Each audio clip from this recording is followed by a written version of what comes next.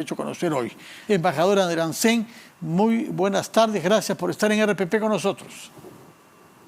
Muchísimas gracias, Fernando, por la invitación, estoy a tus órdenes. Sí, queríamos saber de los puntos que contiene el comunicado publicado el día de hoy, ¿cuáles le parece a usted los más relevantes para el Perú?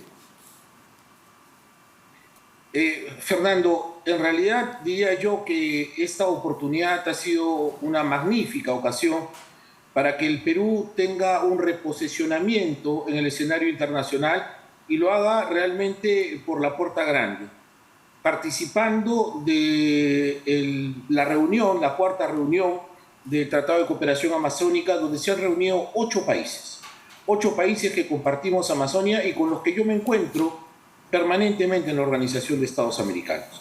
8 países realmente comprometidos por la relevancia que significa para países como el nuestro, que abarca en su territorio la segunda porción más extensa de la Amazonía, una Amazonía inmensa donde nosotros tenemos además a casi 5 millones de peruanos, Fernando, donde tenemos a 51 de los 55 grupos de indígenas y pueblos originarios. Ello significa, como lo dijo la señora presidenta, gestionar una Amazonía con rostro humano. Una Amazonía, como bien lo dice el comunicado, donde hablamos nosotros de un desarrollo que involucra no solamente a todos los niveles de gobierno, sino que además involucra el respeto de la cultura, el respeto de la lengua, el respeto del territorio y sobre todo que busca un crecimiento sostenible, un crecimiento armónico con el cambio climático y con el respeto de las culturas ancestrales. Me parece a mí eso lo más importante por ahora, Fernando. Lo que llama la atención acá en el Perú es que no haya ninguna referencia al narcotráfico, siendo el narcotráfico una actividad delincuencial que se desarrolla principalmente en la selva, porque sabemos que ahí es que crece la planta de la coca y sabemos que una buena parte de lo que se exporta desde nuestro país bajo su forma de cocaína sale por las fronteras que tenemos en la selva, con Colombia, con Brasil y con Bolivia. ¿Cómo explicar la ausencia de este tema en el comunicado final?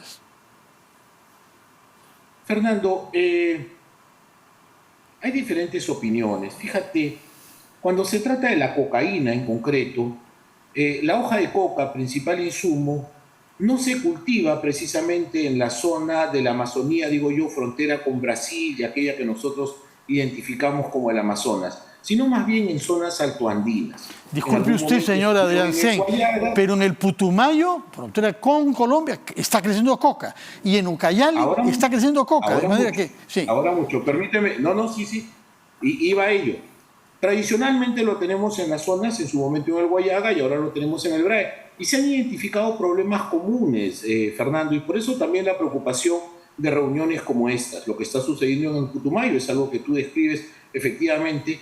Pero tenemos además del problema de la coca, tenemos además, Fernando, también los problemas vinculados a la minería ilegal, a la tala ilegal, que son problemas transfronterizos porque hay organizaciones criminales que están dedicadas a ello. Y estos espacios, Fernando, en el marco de las reuniones bilaterales que también has mencionado, han sido objeto de conversación y de tratamiento, porque aquello, si bien es un tema de crimen organizado, se trata más entre espacios bilaterales, entre fronteras comunes.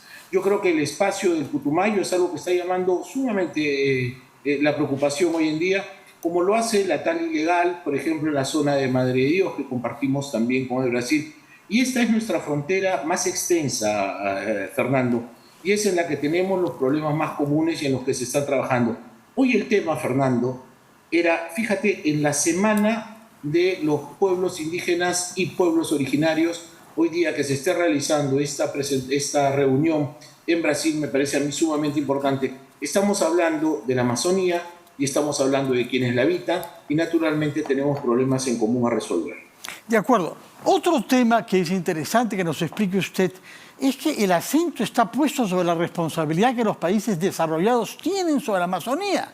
Llama la atención que si los 8 países miembros de este tratado, partes de este tratado, velamos mucho por la soberanía de cada uno de los países sobre la selva más grande del mundo, estemos atribuyendo la principal responsabilidad a los países que no son de nuestra región.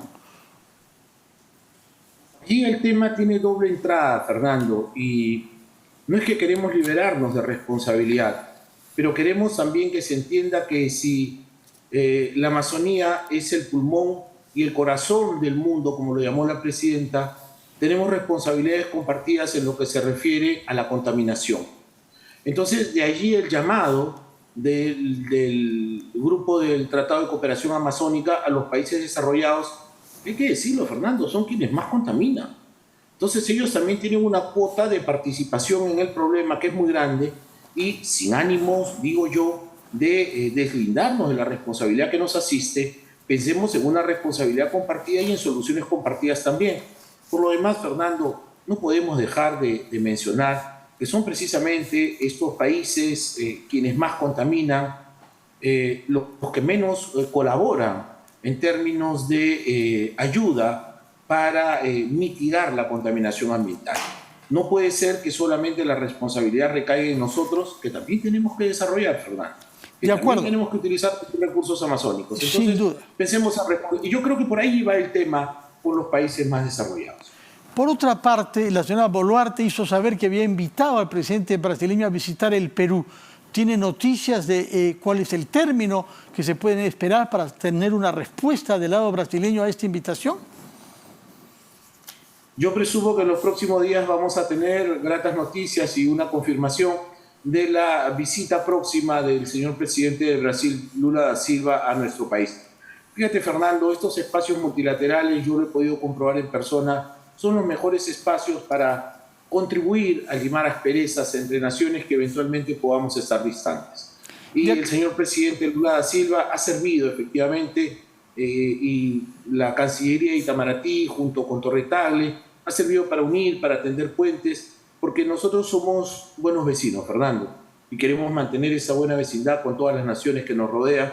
Y yo creo que lo que hemos visto de manera muy expresiva demuestra que las altisonancias han bajado sus decibeles y hoy día estamos más bien en un proceso de reconstrucción de relaciones que en algún momento se vieron lamentablemente deterioradas, pero que eso va a ser seguramente pronto parte del olvido. A propósito de los jefes de Estado más altisonantes, yo me permito, no siendo diplomático, decirlo, yo sé que usted está obligado a cierta reserva, el señor Petro en su intervención insistió mucho en limitar las actividades extractivas en la Amazonía, mientras que el anfitrión, el presidente Lula, respaldó vigorosamente su industria petrolera y la extracción de petróleo que se hace en la selva.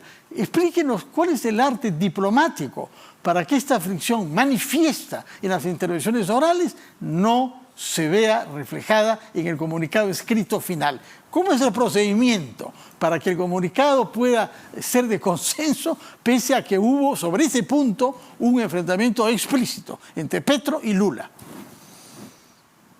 Apenas soy un aprendiz, Fernando, del arte, pero lo admiro porque soy testigo de excepción del gran trabajo que hace la Cancillería de Torre Tagle, encabezado por la embajadora Ana Cecilia Gervasi, y las estrechas relaciones que mantiene con Itamaraty, con San Carlos y con otras grandes cancillerías.